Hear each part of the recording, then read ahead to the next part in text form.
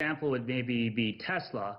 They had already set up operations in Shanghai, of course, before the outbreak, but they were able to get back up to speed more quickly than their operations back here in California, for example. So that's just one sign of how foreign companies have been benefiting by China's sooner opening up than of other economies.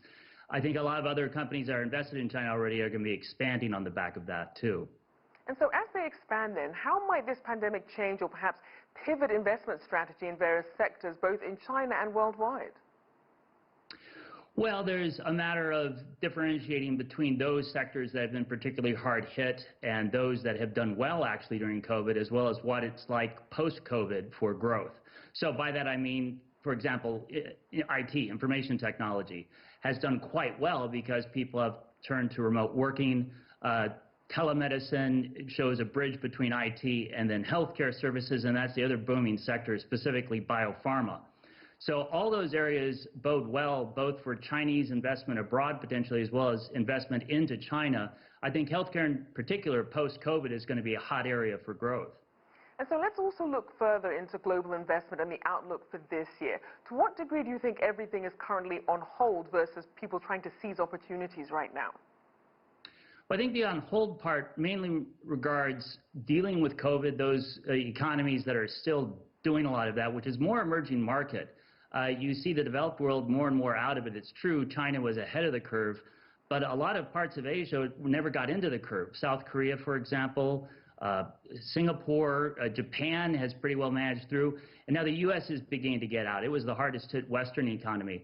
So in terms of what's going on with growth, everyone is kind of getting back to normal already. I think the big what if is, will there be a second wave? So there's some caution there. There is still some tentativeness about certain sectors that would be exposed to COVID. Leisure, for example, travel, that's still, I think, on hold more.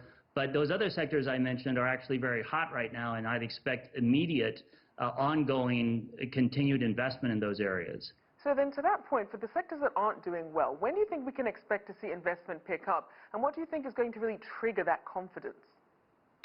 Well, everyone talks about the need for a vaccine or therapeutics, more on the vaccine part, meaning you can rest assured a population that they aren't going to be infected. Therapeutics mean people, if they do get infected, they can at least be treated.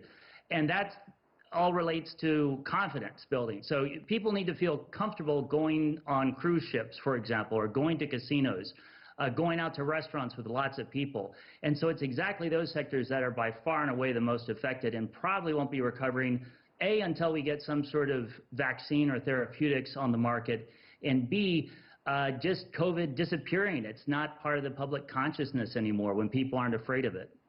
And so as we saw then, China's foreign investment law took effect at the beginning of this year. Do you think the new law and some of the protections that it offers is going to be enough to boost foreign investment after the pandemic?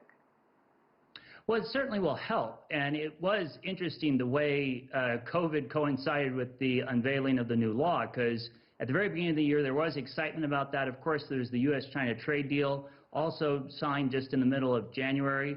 So there was a lot of this excitement, and then COVID wiped that all out. But it will help. It's a matter of both people and economies recovering from COVID and the fear around that, plus geopolitics. That's the other big what if with all this. And obviously there will be that domino effect as people open up, as countries open up at a different pace. But how do you see companies within China really adapting to this new normal? Well, I think they've, like I was mentioning with IT, you see that all around the world, but China also, it's really China and the U.S. in particular, very strong with their IT platforms, remote working. Zoom is an interesting company to mention because it does operate in China. It was actually founded by a Chinese entrepreneur here in the U.S. So, I mean, it's companies like that that have really actually done well during COVID and can now have an opportunity to expand more, because that's become the new normal, to your question. The new normal is you want to maintain some sort of social distancing, if not actively, at least on a standby measure. So that means all these companies need to have remote working built into their business plans. And that's something that's a shift that we didn't see before.